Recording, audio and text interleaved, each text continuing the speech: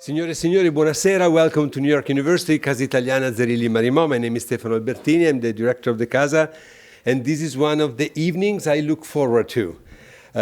We organize about 120 events a year, as many of you know, but there are some events that are very special because of the people that they involve. And the two people that I was able to involve tonight are very special, not only to me, but I assume to many of you as well. And to me, it's also special the fact that I was able to combine these meetings, these reunions that I've been thinking about for a long time.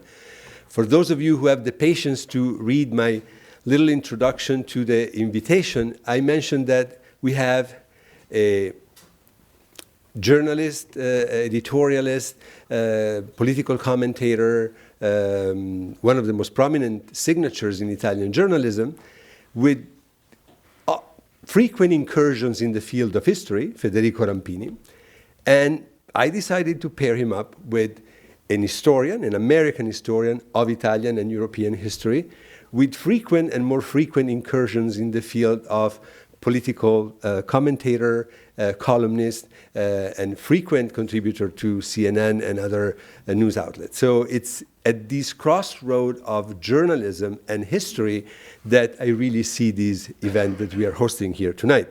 The occasion is the presentation of Federico Rampini's new book, Quando, inizia, nostra, storia.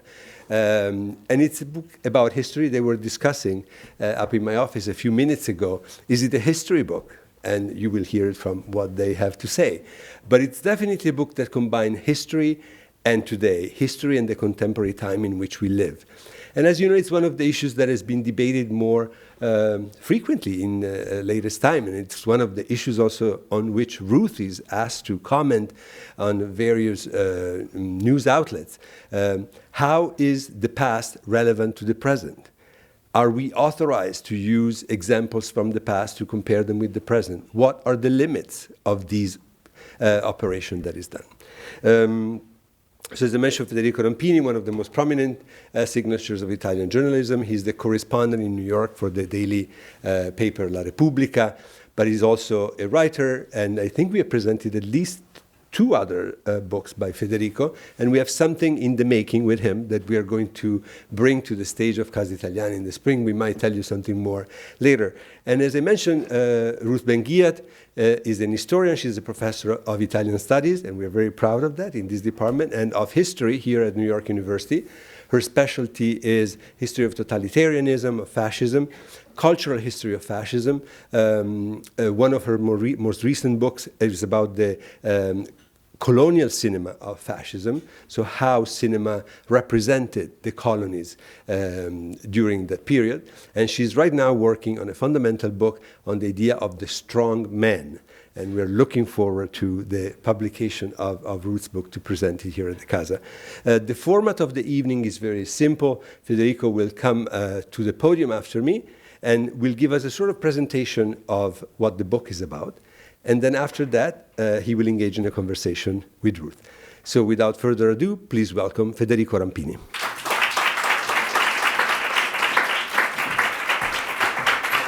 Thank you.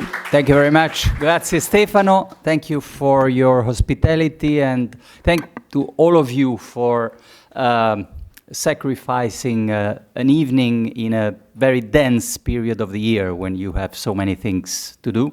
I'm not a historian. Stefano perfectly introduced this presentation. I am, but there is a true historian here, so your evening will not be completely wasted. I will give you a sample of the way this book is built, is constructed. I'm not a historian, I am a traveler, long-time professional traveler, a lifelong expatriate, like probably many of you.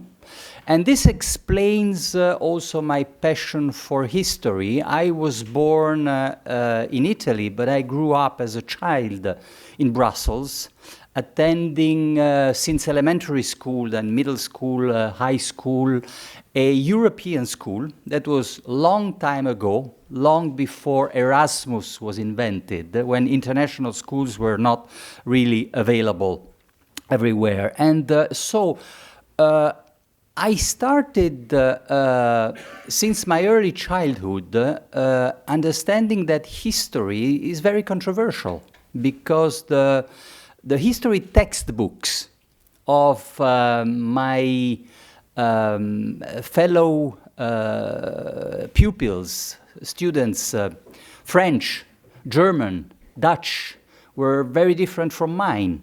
And our teachers taught us a history that was completely different from the one my parents had learned back in Italy. So that's when I started playing with history. And nowadays, when I travel as a foreign correspondent, as a White House correspondent, very often following a US president abroad, I always carry a heavy luggage of history books. So this is, the samples I will give you from this book are based on my travels and the books where I try to find answers to my questions. How did we end up where we are today? Is it possible from the ancient past or the not so ancient, the more recent past, to find explanations where, why the world is as it is? So there are travels, long distance travels I did recently, or places where I spent years of my life, like China, 5 years of life in China. I'll start from Islam, but one of the reasons I selected this chapter is also because a country that I visited a year and a half ago, in the spring of 2018, is now tragically reason for breaking news. You know that in Iran, probably 200 people were killed by the police, protesters, during demonstrations. So let's talk a little bit about this. This is a map. I also love geography and maps. This is a map that is interesting to me because it shows the red parts are where there's a highest percentage, a majority of the population is Muslim. And it is useful because it reminds us that it's not the history of Islam is not about us, white European people. I mean, the relationship between us and them has been important in history, but not that important, not as important as we believe. So the Crusades, obviously, are always in our mind. Also, when we think of why do they hate us, why the jihad, why the ISIS, why Al-Qaeda, we tend to go very, very far away in the past, looking for explanations. So first of all, let us remember that Islam had its largest expansion east, towards east, not towards the west. That their relation to Europe was not that central, that they conquered Asia and Africa. Europe was the periphery of their history. Now, this is the country where I traveled in 2018. Yes, one of the interesting things is what young Iranians today think about that episode. The year, the key year is 1979, of course. That's the year when Ayatollah Khomeini goes back to his country after his exile in Paris. And that's the year when young students, revolutionaries of the Islamic Revolution, take American diplomats hostages in the US Embassy in Tehran. Nowadays, if you visit Tehran, you can see the American Embassy. Oh, by the way, I traveled with my Italian passport, not my US passport in Iran. Not because the Iranians wouldn't allow me with a US passport. It's more because of the problems I would have landing in JFK back from my trip with a Iranian visa on my passport. So you can visit the US Embassy in Tehran. It's not an embassy anymore, of course. It's a museum of the kind of a mausoleum of the Islamic Revolution. And if you happen to have some young friend, and the young Iranians are very talkative. They are very hospitable, very friendly. They want to communicate with us. They suffer for being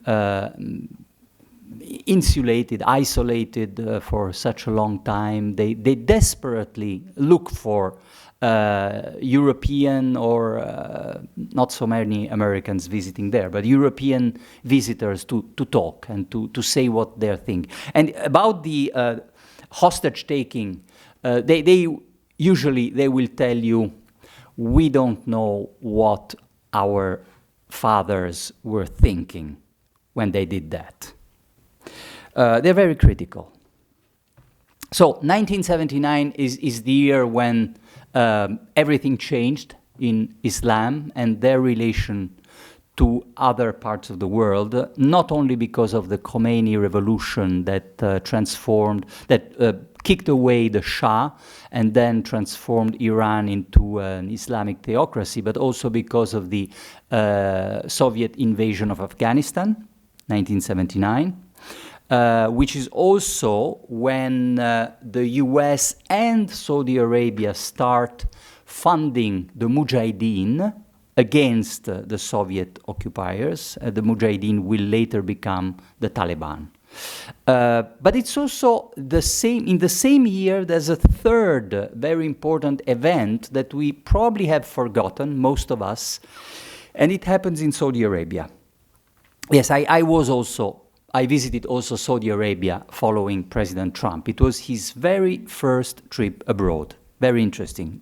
No other US president started their presidency inaugurated their foreign policy by a visit to Riyadh. 1979 is the year when the most sacred mosque in Mecca is under occupation by radical Islamic militants. So all of a sudden, the Saudi monarchy is under siege. They are terrorized. They're afraid that they will end up like the Shah, that they will be kicked out of their country by fundamentalists. And so what is their reaction? The reaction of the Saudi monarchy is to have an agreement and an alliance with the most reactionary component of their clergy. So they will support, help, and fund the most retrograde, reactionary Sunni Wahhabist clergy. And that's when everything starts, really, the story that brings us to 9/11 begins here. Just quickly, two more events occurring in 1979. Here in the US, the accident at the 3 Mile Island nuclear plant. So, big accident, not as terrible as Chernobyl, but scary. And so the nuclear programs are freezed. And so the US will need more fossil fuels. Same year, 1979, is when Deng Xiaoping begins the transition of China to a capitalist free market economy, and which will make China much more avid consumer of oil. So you have all of a sudden these two countries, Saudi Arabia and Iran, flooded with petrodollars, oil money, that they will use to fund the opening of mosques, fundamentalist mosques and madrasas all over the world, from London to Jakarta. So, during my trip to Iran, I met several guys like this one.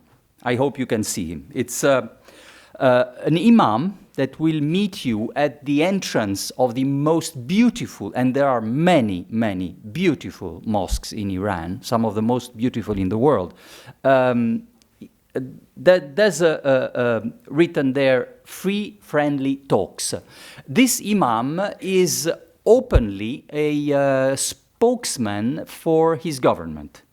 So he's, the Department of Propaganda is his boss. And he speaks fluent English, fluent French, sometimes German, Spanish. He has answers for all of our questions. You can ask the most difficult or embarrassing questions. He's very, very articulate. You can ask him why gay people are persecuted in Iran, or why Iranian women are not allowed to travel abroad without the permission of their husband. He's very, very quick, very fast in his answers. Or you can ask him, why does Tehran fund Assad and the use of chemical weapons against the Syrian civil population? He will have an answer for that too. So the interesting thing is how normal Iranian people feel towards these guys. First of all, they call them the mushrooms because of the... I had a driver, or no, it was a tourist guide, very, very smart, young, brilliant. You know, some of the people who work in the tourist sector, in fact, they are university graduates. They have probably a training that would open them much better jobs in our countries, but because of the lack of opportunities, they end up working as tourist guides. They're very smart and very open, very candid. So one of these told me, after I was taking so many photographs of these imams, he told me, if you like them so much, why don't you bring them home with you when you go back? The other thing I remember distinctly is a comment frequently heard among normal Iranian people, a criticism towards their government.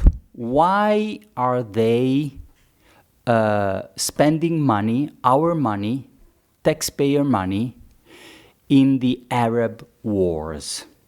Now, you always have to remember that Iran is not an Arabic country. They're not Arabs. They're Persian. And that means a lot to them. I mean, their civilization, Persia, was one of the most magnificent civilizations in history when the Arabs were still nomads, shepherds, barbarians. And they still have this kind of superiority complex. So they don't understand why the Tehran, the Ayatollah are spending money to meddle into Arab wars. That fresco is in a beautiful palace in Isfahan, Safavid dynasty, 17th century. The interesting detail is about ladies. There are ladies who are underdressed and drinking wine. And some of them even in some very sexual positions where the tourist guide has been trained to tell us that those ladies in that fresco are obviously foreign women. They are not. They were Iranian women, and they lived under a different kind of Islam, much more tolerant. Oh, by the way, probably no one among us can imagine that before the occupation of the Mecca by Wahhabi fundamentalists, Saudi Arabia was a very secular country where women had much more rights than they have today. This is just a glimpse of another map that I'd like to conduct. I will be New Year's Eve in Istanbul. I want to see what Mr. Erdogan is doing there. And this is the Ottoman Empire. If you take all the colors in this map, the largest was in 1886, the largest dimension of the Ottoman Empire. You always have to remember this kind of map when you try to understand what Erdogan has in mind. This is another empire. The White Man's Burden is the title of a poem by Rudyard Kipling. British Empire, at the height of its reach, which was in 1921. Interestingly enough, it was after they lost the United States of America. But that's when the apex of the British Empire. And the next, now this is something that I think for most of you this picture doesn't mean anything, or it is plain stupid or vulgar. Why the hell do I put together Queen Victoria and Pablo Escobar, or I might have chosen El Chapo? Well, now this is where my 5 years of life in China are helpful. I learned that it's very important when you get to live in a country, such a different country like China, to go to a school. See how they learn history, how a middle school Chinese student would react. They immediately understand this picture. They know what it means, because this is what they study in middle school. The Opium Wars, 1839-1860. So the premise is very similar to the situation we have today between the United States and China. Britain had an enormous trade deficit with China. The British consumers were buying a lot of Chinese goods, especially silk, very expensive Chinese silk, and the Brits couldn't export enough to China. So they had this imbalance, this trade deficit, very much like the US today with China. So they had this idea, why don't we sell opium to the Chinese? And the British could use the opium crops from their Indian colony. And they started selling, and this was a massive narco traffic sponsored and supported by the British government. Yes, the Queen Victoria was supportive of some of those companies that exported opium to China were government-owned. And obviously the Chinese tried to resist, although there was an ancient tradition of opium addiction, but it was small. Now this narco traffic was transforming a large chunk of the Chinese population into sick people, addict. There was a kind of epidemics like today the opioid. There's some strange tricks of history when you learn that today fentanyl, one of the most widespread drugs for opioid addicts here in the United States, is often made in China. Anyway, so the Chinese government at that time tries to close its market to the opium sold by the British, but the Brits go to war. And they win twice in 1839 and 1860. And this is how we end up having China, which did never become a colony. It was never colonized, but you had encroachments of foreign powers into strategic Chinese ports. So Shanghai was basically a British dominion. In Shanghai, although it was not a colony, in Shanghai the real power was the British consul general.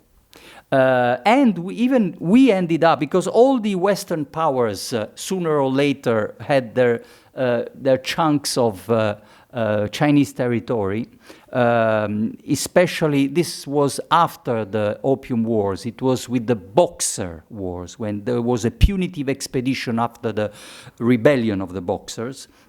So we, the Italians, we participated in crushing the Boxer rebellion, and our prize was the city of Tianjin. It's very interesting to visit. I was there again recently, this summer, in Tianjin. You have the Italian quarter. In downtown Tianjin, you can see Italian-style buildings. There was a time when the Italian consul general was the real power, much more powerful than the local governor. The century of humiliations. This is how the Chinese remember that chapter of their history. And this is very important if you want to understand Mr. Xi Jinping. If you want to understand the Chinese president and what he has in mind, revenge. This is another key year, of course, 1972, when the surprise visit by President Nixon to Beijing. Nixon is mostly remembered nowadays because of the Watergate, but he was a genius in foreign policy. He had a great vision, a geopolitical vision. So it was a big surprise. No one predicted this re-establishing diplomatic relations after a quarter century where China and the US had no relation at all. They had even fought a real war in Korea. No one foresaw the effects, the consequences. Not even those two guys could really foresee the final consequences of that thaw. These were the real conductors, you know, who prepared that Henry Kissinger, National Security Advisor, and then Secretary of State, and Zhou Enlai, Prime Minister and Foreign Minister of China. So the idea for China was to get out of their isolation. They had quarreled with the Soviet Union. They were even afraid that they might be under military attack by the Soviet Union. And the US wanted to get out of Vietnam War, and China was supporting the Viet Cong and the North Vietnam. But the consequences. So this is where I play with the maps.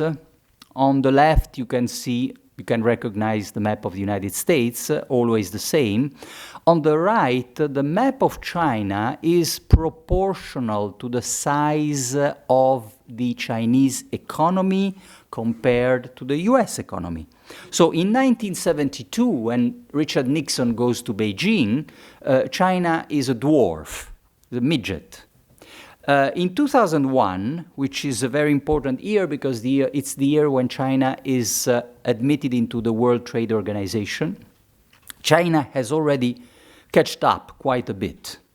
2017 is the year when, according to World Bank estimates, purchasing power parity, the size of the Chinese GDP is equal to the US. Nobody could really foresee this when Nixon and Mao met for the first time in Beijing. But this has a lot of consequences that we are seeing today. So when Donald Trump started his tariff wars against China, by the way, have you listened to the Democrats talking about China today? They have become more anti-Chinese than Trump himself. Interesting. Because the real problem is 2001. When China is admitted into the World Trade Organization, it's a poor country, it's still an underdeveloped country, so the rules have to be adapted. So there's a lot of asymmetry. And there are special rules, special regulations, so that China will not get trampled by the Western competition. They could not afford to have an equal treatment.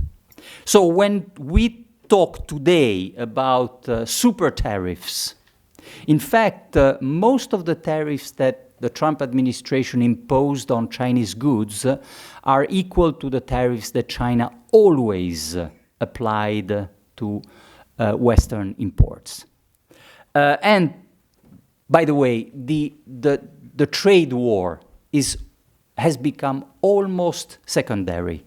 The real issue today is what I call, well, what the Chinese call the 2025 plan, and the idea that China could soon overtake the United States in the leadership in most advanced technology, like artificial intelligence, robotics, biogenetics. This is already happening in some fields.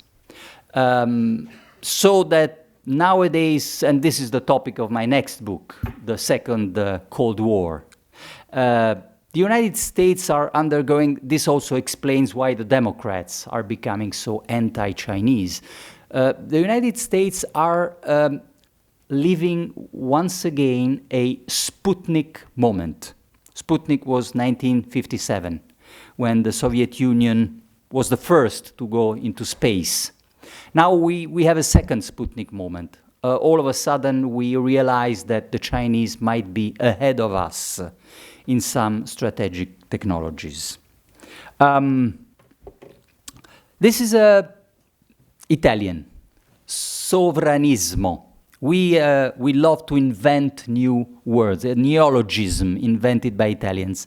From sovereignty, we have invented this word, sovranismo, which is kind of a nationalism, populism, where all those political movements that rediscover the importance of the sovereign state and sovereignty, or unilateralism. Now it's part of the reasons why Donald Trump is the US president is the revenge of the forgotten.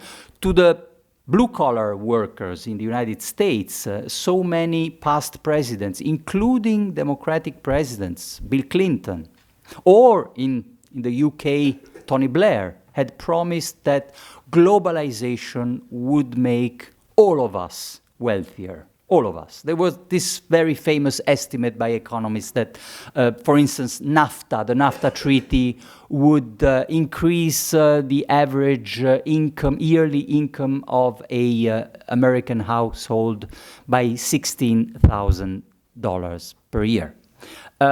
Didn't happen for everybody.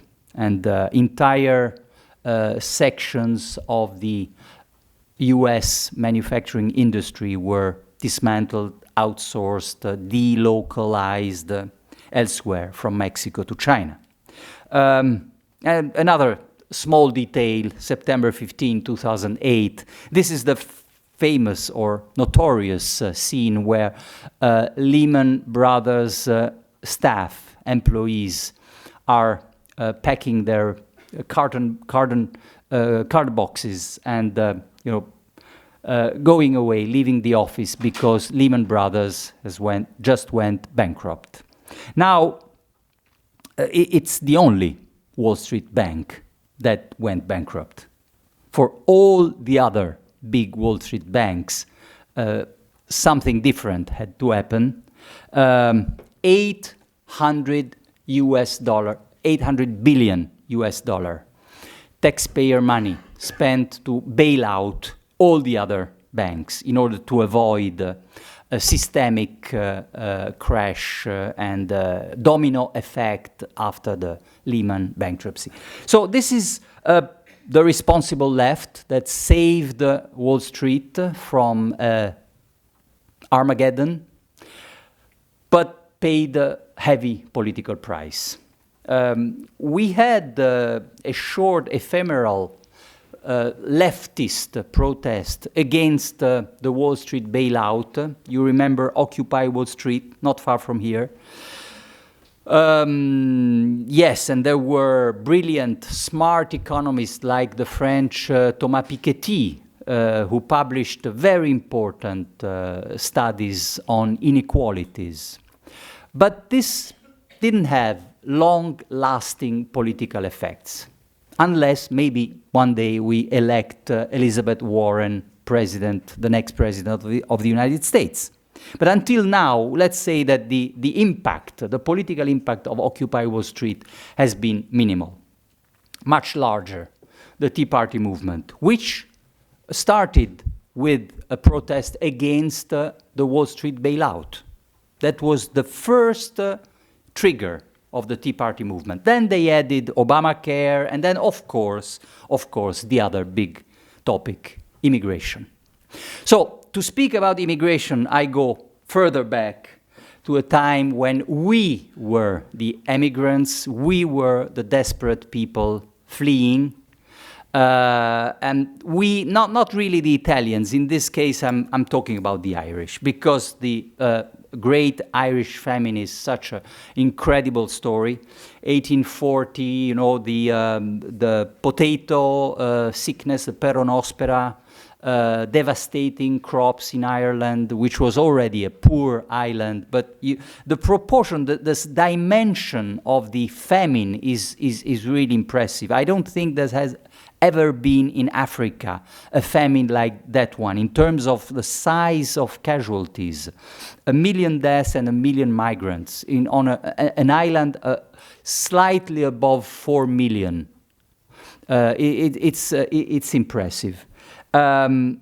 Nowadays, when we speak about Irish Americans, we of course know so many success stories. The Kennedys, the industrialist Henry Ford was Irish. John Ford, the film director. Walt Disney was Irish. But it wasn't a nice story at the beginning, not at all. They were not welcome. We were not welcome. The Italian Americans were not welcome. Racism, of course. We, like the Irish, were Catholics. Big problem. We were not really educated enough to vote in a liberal democracy, because we would vote like the Roman Pope would tell us. So a lot of prejudices against the Irish and us. But there's also, you know, here a story that is very, very interesting and controversial for the left, progressives. During the Irish famine, Karl Marx was living in London. He was German, but he wanted to study the wealthiest, the most advanced capitalist economy of its time. So that's why he lived in London. And also he had a very rich friend, Friedrich Engels, who could afford to spend the money for his living in London.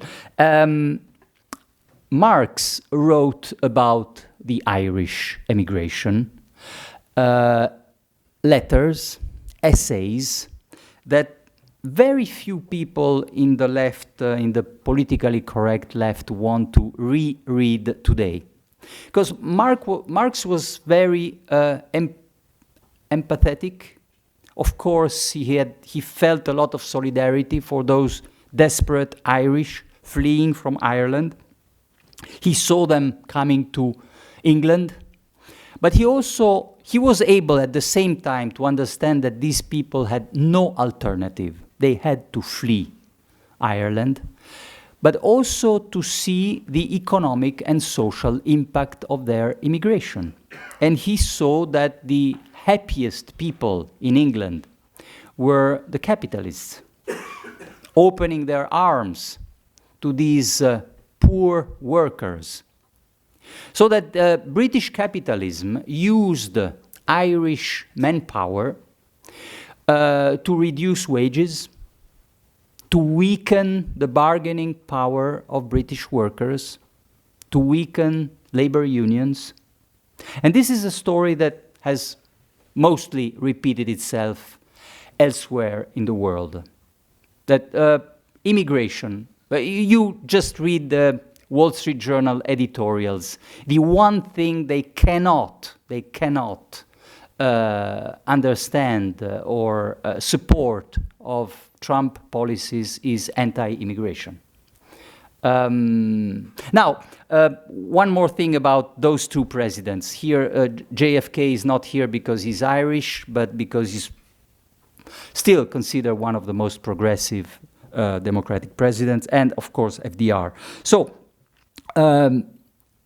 between Franklin Delano Roosevelt and John Fitzgerald Kennedy, the United States of America were what Bernie Sanders and Elizabeth Warren would like them to be again, a social democratic country. FDR launched the New Deal, big public spending in infrastructure, created the Social Security, strengthened labor rights, labor unions. So it became almost a socialist paradise, a Scandinavian country. And under you check what the highest tax rate, income tax, was under JFK on the wealthiest Americans. Well, not even Elizabeth Warren and Bernie Sanders would dare suggest 70% income tax on the wealthiest Americans. That was under JFK. That was Swedish taxation. So a lot of solidarity, redistribution, very, very small inequalities compared to what the United States are today. And at the same time, you look at the immigration policies between FDR and JFK, and that was when the borders were almost closed. Foreign population as a percent, I know this is it's very embarrassing when I say these things, or my liberal friends feel unease. So there were ethnic quotas. The percentage of foreign population went down to 5%, one of the lowest in US history. And you had a social compact, a very socialist, basically, yes. Now, after JFK, Lyndon Johnson starts a lot of reforms, including immigration reforms. The green card basically starts then, and borders are open. And that's when the United States become again a nation of immigrants, really, after the second half of the 60s. And then, at the same time, you have a weakening of labor unions. You arrive to the Reagan period, increase in inequalities. So this is also seems to be kind of a historic rule. You can have in history societies that are very homogeneous, with a lot of solidarity, smaller inequalities, but also ethnically homogeneous. Or you can have societies where there's a lot of diversity, ethnic diversity, but also huge inequalities. And this is what's happened again in Sweden, in the real Sweden. In Sweden, when I was young, I was a communist, a militant of the Italian Communist Party. We looked at Sweden like the paradise of socialists. Labor rights, one of the most humanitarian foreign policy, environmentalists, They had everything for them. Women's right. It was the perfect country, Sweden. And then, but at the same time, they had a foreign population of 5%, basically the same as the US between FDR and JFK. In the latest year, much more recently, the foreign population of Sweden has jumped to 15%, like in the US today. And all of a sudden, right-wing parties have been winning elections in Sweden. Because you have, the latest Afghan refugee who crosses the Swedish border, even if he doesn't share any of the values, of the cultural values of the Swedish social compact, even if he doesn't share anything about women's rights, for instance, as soon as he crosses the border, he acquires all the entitlements of the Swedish that have been paying taxes for 5 generations to fund and support one of the most generous welfare states in the world. So that's when the Swedish started voting for extreme right parties, political parties, not because they're becoming fascist, not necessarily. I don't think so. Anyway, I've been even too long.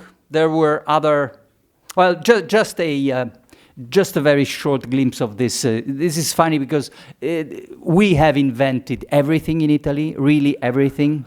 So in the Italian Renaissance, you all are familiar with Michelangelo, Raffaello, and Leonardo, of course. And it's still somehow, it gives you pause when you think that these 3 guys knew each other. They actually met each other. So that we had concentrated in that small piece of land that we call Italy, or sometimes in that small piece of land that we call Tuscany, a number of geniuses that in other parts of the world, including China, they had their own geniuses, but across several centuries. We had them in a few decades or years. But also, we invented populism at the same time, in the same era.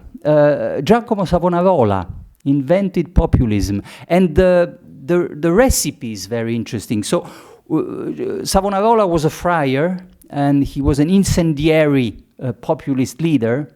Didn't last much, and no happy ending there. But he was, the reason for his success were corrupt political leaders, because the same Italy that generated Michelangelo, Raffaello, and Leonardo had some of the most atrocious political leaders. They were criminals.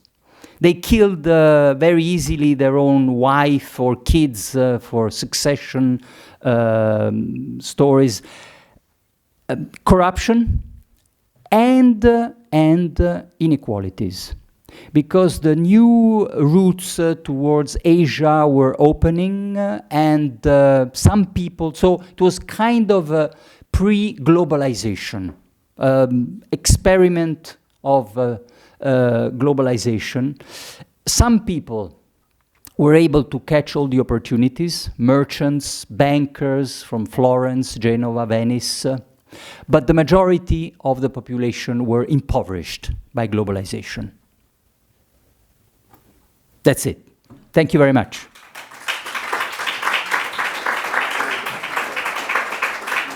As you've seen from the talk, this is an amazing, wide-ranging book, and I think one of the things it does so well is to remind us that what we take for granted today, the borders, the state of affairs, the way our nation state is, or the state of our democracy. All of these things are relative. All of them come and go.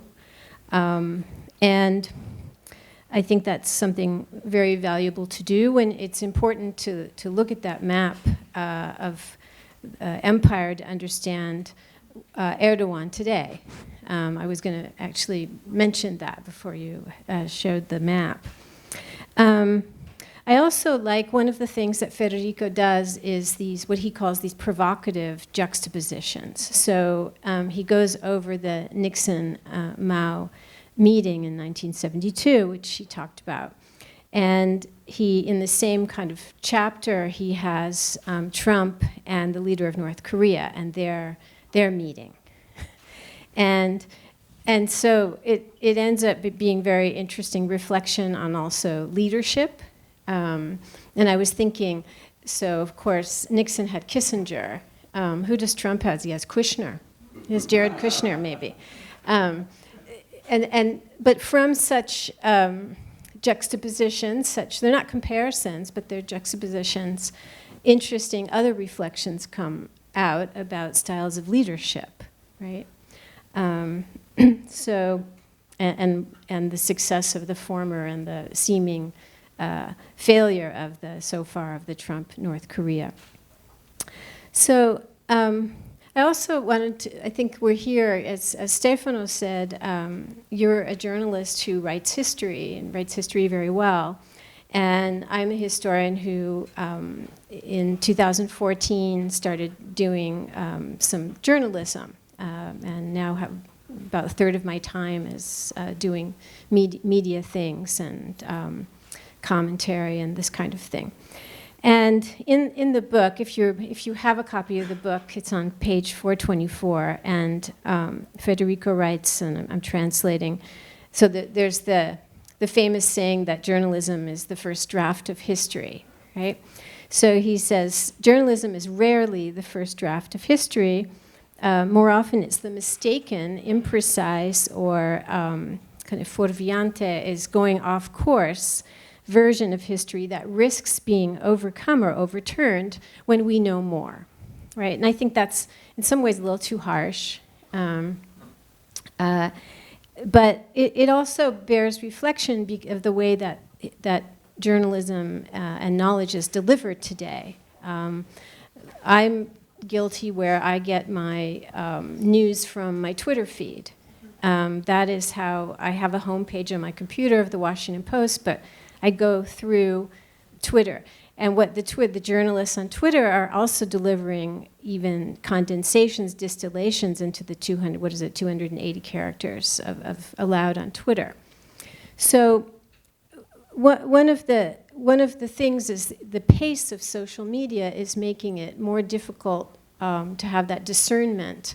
What is going to be thrown away, and you say this, and what matters, right? So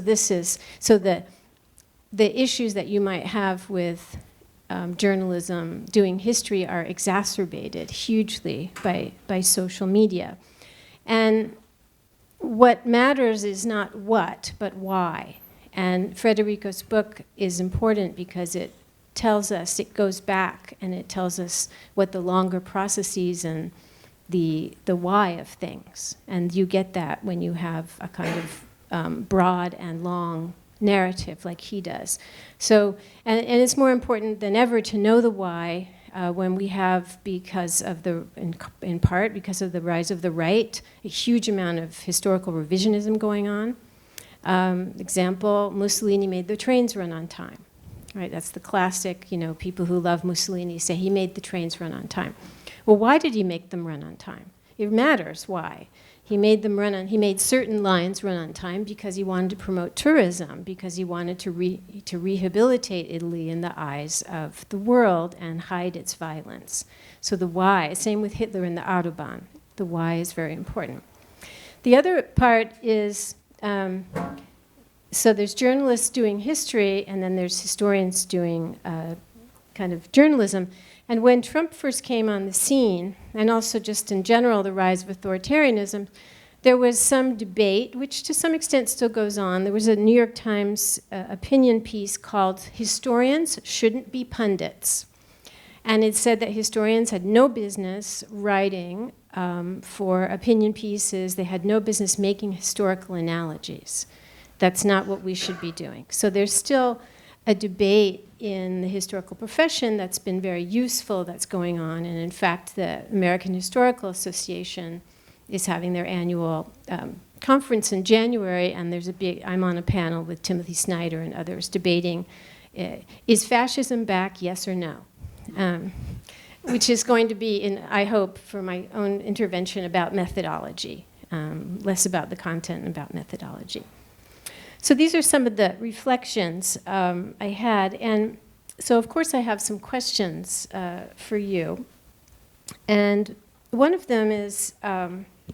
but before you ask questions, as you can understand, I have a lot of respect for your profession, and I would say even envy, because you as a historian, when you are a historian, not a media people, not a media person, you don't have deadlines. So this allows for complexity. So before you ask questions, I expect you to disagree with 90% of what I said.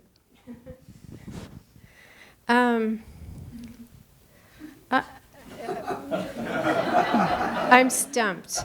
Well, first of all, you said many things on many subjects in your... no, but the reason I'm hesitating is also because I have found doing op-ed pieces, and many of the type where CNN calls you and says, do you want to do this op-ed, are you free? And if you say yes, it has to, you don't ask when is it due, because it's due the second you hang up the phone, right? And I have found doing all this kind of production very good for my writing, very good for my thinking, and actually a spunto, a kind of spark toward, in a positive way. It's not really true that we don't have deadlines, and it's easy to have a deadline and still not be complex. So, but the audience is different. So we have to talk about audience. Who are we writing for, right? And I think today, with what's going on in the world, I certainly think a lot about who are we writing for. And I think one of the points, if I'm assuming correctly, of your book is that we need history more than ever today.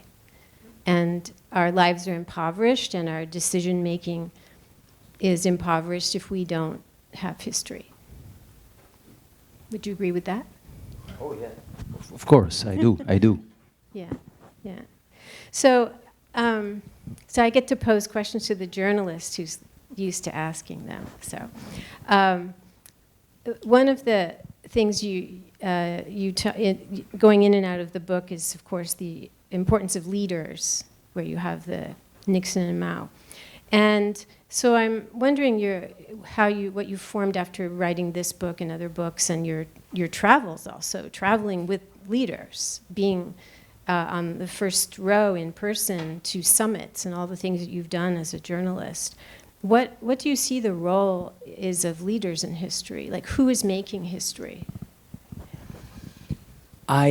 I think that this is the topic of your next book, so I'm a little uncertain if I should answer. But anyway, let me tell you, I'll be very anecdotal, very light. I don't think I'm prepared to give you a real answer.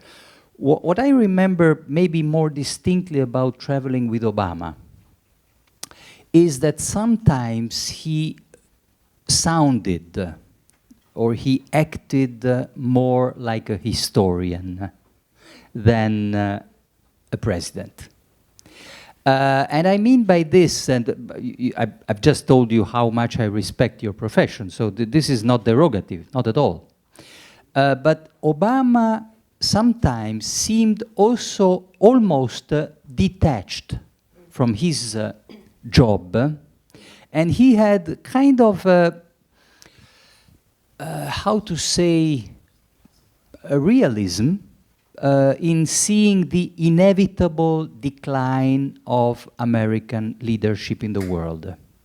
I wouldn't say he accepted passively, that the pendulum of history was going eastward, but he was trying to manage, reducing, trying to minimize the damage, the loss, but somehow almost resigned, yes.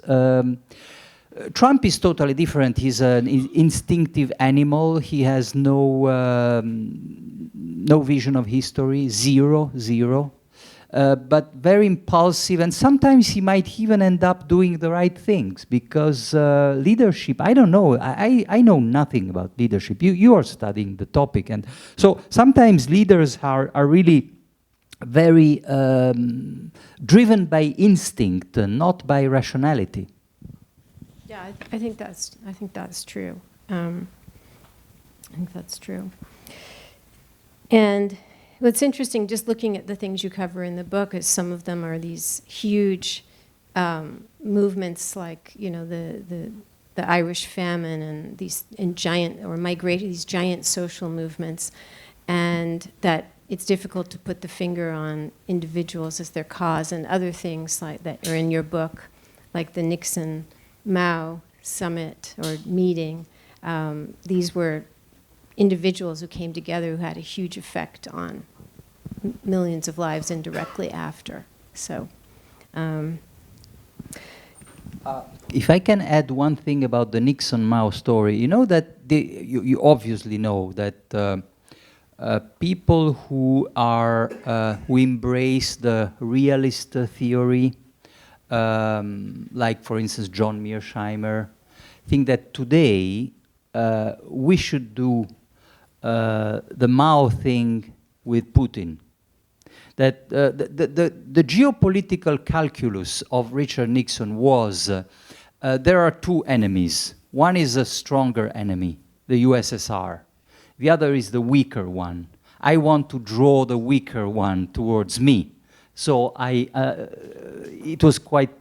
And today, this is, for instance, is reflected in the recent interview by the French President Emmanuel Macron to The Economist, which was, very much quoted for that statement on the NATO being brain dead. But there was another part of the interview where Macron hinted at the fact that we should, maybe we should stop pushing Putin towards China, because we are making China even more powerful. Yeah, well, one of the issues is that Putin is actively trying to take the United States down. So that's a complicating factor. And but yes, but it is, and I hate Putin. So and what he's been doing in Ukraine, or it's really repulsive thinking that we should somehow open, be more open to friendly relations with him. But think of what Franklin Delano Roosevelt did with Stalin. So. There again, you had an enemy you wanted to defeat first, Adolf Hitler and Hirohito. And so Stalin was a criminal much worse than Putin, honestly. I mean, the number of victims of Stalin purges. And yet, alliance with Stalin. And yet Nixon and Mao. Yeah. So you ended with the slide about you had a good comment. The Italians invented everything. And since we're in the Casa Italiana, I wanted to ask where Italy fits into all this, because one interesting thing I've found studying modern Italian history is the number of kind of primati, or pioneering things that Italy has done, in good and bad. The first fascist regime, the first dictatorship, right? And then with Berlusconi, this is in the political realm, the first center-right government. Berlusconi was absolutely a pioneer in so many things, from kind of media democracy to the center right, you know, rehabilitating the right to when you go back and look at his 1994 program with anti-Muslim, and it's all there. And then the first all-populist government. And now more recently, a very interesting thing, if you study democracy, how to protect democracy, what happened recently where the Democrats and the five-star kind of united to keep out Salvini is actually a concept called gatekeeping, where you, if you have a kind of threatening rightist, you can choose to invite him in, which didn't really work very well under in 1922, or you can gatekeep and keep them out. So. Do you think Italy has been? I just see Italy as kind of in the vanguard often in terms of when we have these tectonic shifts in political life, new systems coming into being, new tendencies and tendenze. Italy is very often ahead. So how do you think about that? I totally agree with you. In fact, I think that this is a common feeling shared by so many Italian expatriates here or Italian Americans, that instead of making fun of us when we had Berlusconi, the Americans should have studied Italy when we had Berlusconi. Yeah, and we have invented so many things. You know, I was, until a week ago, I was visiting Argentina. We even invented Argentina.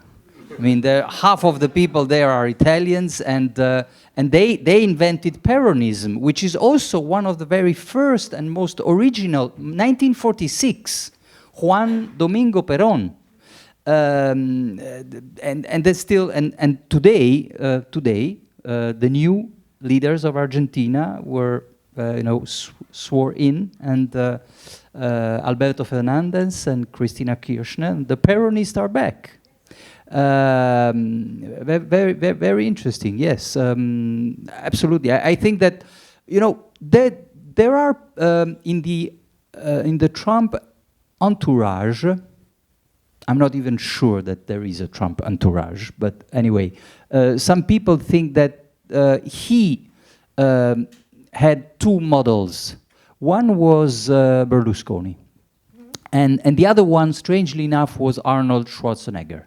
And I lived in California when Schwarzenegger was our governor, and it was quite interesting how you can transform a celebrity into a political leader. Yeah, I don't know if you saw that. In my opinion, absolutely one of the most horrendous things that Trump has tweeted, where he put his face on the body of Rambo. So, which is very interesting. Part of what this history of strongmen, I'm looking at how they use their bodies.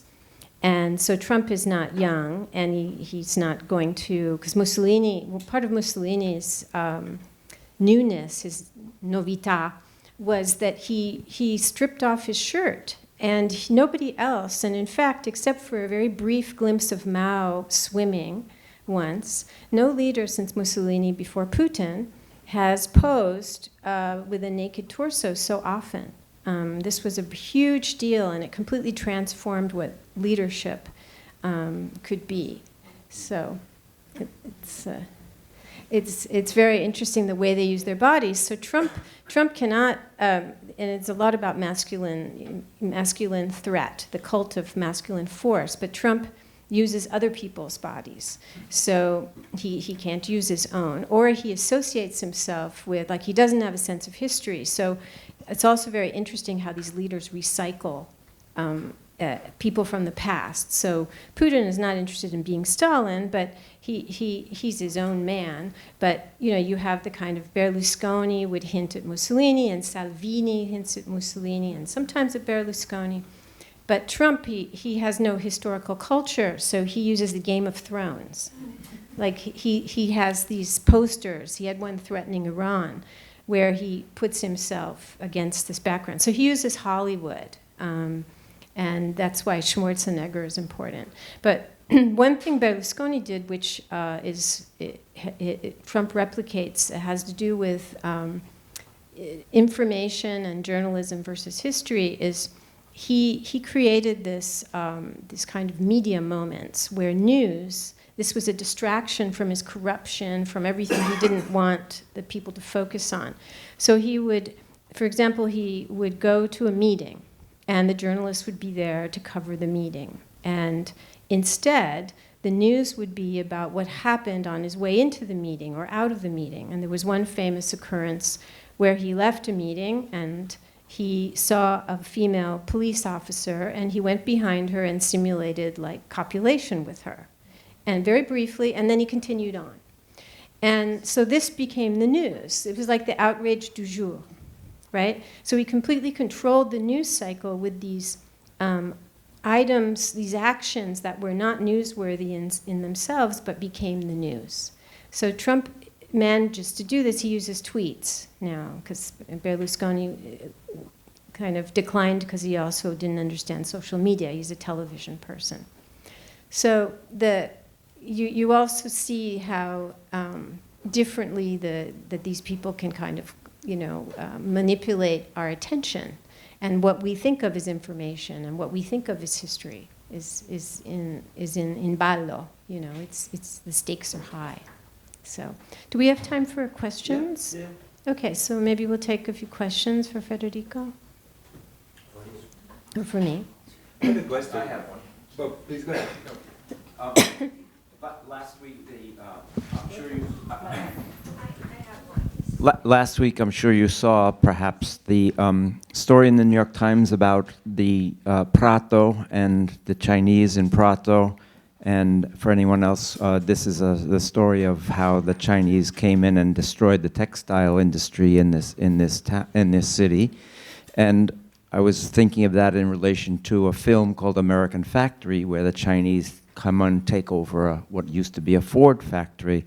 And there are so many aspects to what you spoke about tonight, but I think that China is essentially topic number one in many respects. So where this Chinese strategy in Prato was so destructive of there, it's much worse than boatloads of immigrants. It's a really attack on the center of the economy there.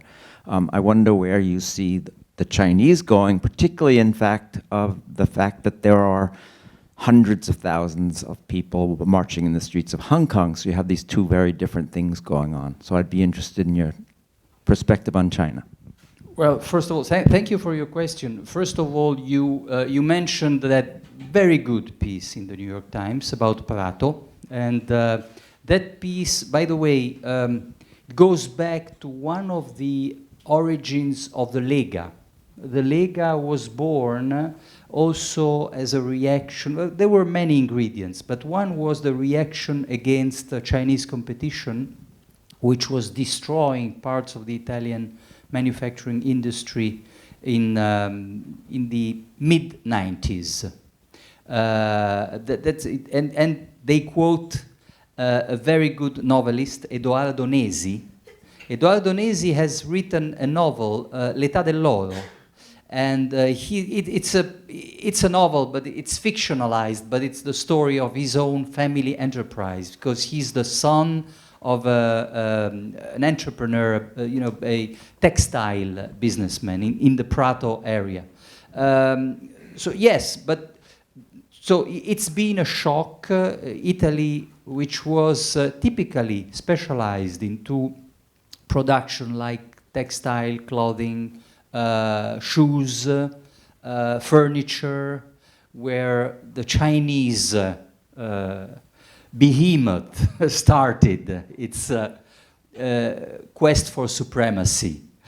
So we were among the first victims. But now the Chinese story is completely different, including in Italy. Now we are talking 5G. Now we are talking, President Xi Jinping came to Italy on March 23rd this year.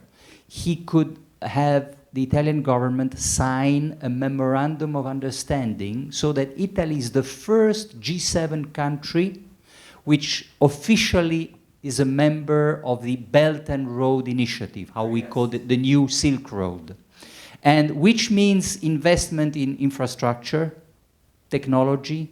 5G is the new generation of telecoms, the super fast internet, the Internet of Things, application of artificial intelligence. That's where we are on the verge of the new Chinese invasion, which is completely different from that one. The mid-90s was an emerging country which, because the labor costs were so lower in China, they could easily invade our markets and destroy part of our manufacturing industry. But now we are really another. We are another experiment the Chinese are conducting, and Italy is one of the laboratories of this experiment. They are already huge investment in 2 Italian ports, Genova and Trieste, and they are shareholders of our main utilities, Enel, electric company, the Chinese are in.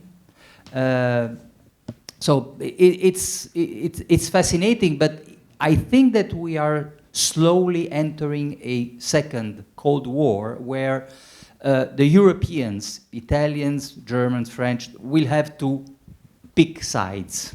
But it will be very difficult to stay in between. We will have to choose which side we want to be on. And the democracy movement there? Oh, sorry, yeah, Hong Kong and democracy, yeah.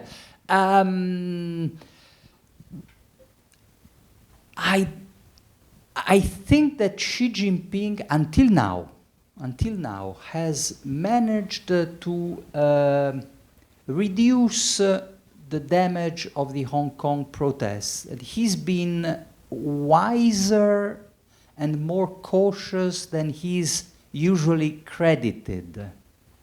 There has been no Tiananmen massacre, although it's really a pain in the neck, those young people protesting almost every day in the streets of Hong Kong.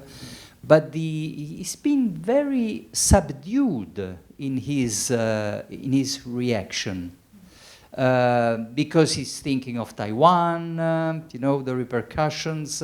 So until now, he hasn't made big mistakes on the Hong Kong issue. His vision is that this movement is probably supported by the United States, that these young people are thugs, but he hasn't had knee-jerk reactions. I would just add that one of the kind of moving things I've seen is in our age of so many authoritarian leaders, as all of you know here, if you just open a website, it's the new age of protest all over the world. And I have a chapter on resistance in my book, so I was looking at the history of techniques of resistance. And in Hong Kong, for example, they are paying homage quite openly to, for example, the Baltic chain, when people from the Baltic republics held hands, like through thousands of miles. They made a human chain. And there are other techniques that are being recycled and consciously kind of acknowledging this past of resistance. And this is something happening right now, which is really interesting. So there's a sense of bringing these things forward that originated, or people borrowing, the Hong Kong protesters are borrowing things that the Chileans did under Pinochet. So it's a very interesting time. I guess we have one more question. So I wanted to try to link the question that was asked to the discussion that you were doing before about like history and journalism. Because I think that there are in general in history some big trends, some big waves that are gonna hit countries anyway. And that I think journalism in its in its work, it's at least what I feel from journalism in Italy, it's never good at pointing them out. So, for example, what we saw in Italy with the textiles is something that could have been easily predicted since, as you said, China entered the WTO. You know that within 15 years, tariffs would have gone down, and their main industry was textiles. Then, as soon as they progressed in the value chain ladder, they moved to the things that hit the Rust Belt. And now they're moving to 5Gs. And there are other, I think, big trends. I don't know, for example, the control of data that, for example, Harari talked about. And we are already seeing it now with the 5-star movement, Boston Analytics, etc. And so I want to understand if you think that journalism has a role, can have a role in pointing out, these big trends rather than the single-day event, or now it's already too late, they're caught up in this clickbaiting, having to run behind the latest news without seeing what's the big direction. I can't give you any reassuring answer because I'm not very optimistic about the future of journalism. But besides, I would say I would go a little more deeply into what you said, that journalism was not able to foresee the impact of Chinese competition on, for instance, the Italian textile and clothing industry. I don't want to defend journalism, but keep in mind that at that time, the neoliberal consensus was that globalization is a win-win proposition. So it didn't really matter that we would lose parts of our manufacturing industry because we, with all this creation of new wealth, we would create jobs elsewhere. This was a perfect theory, very abstract. It was very powerful. And it was embraced even by progressive leaders, Bill Clinton, Tony Blair, Romano Prodi, Gerhard Schröder. It was, I really don't want to defend journalists, but I think it was a larger problem that we didn't want to see where we were headed. Well, I thank you all very much for coming and celebrating Federico's fantastic book. Thank you. Thank you.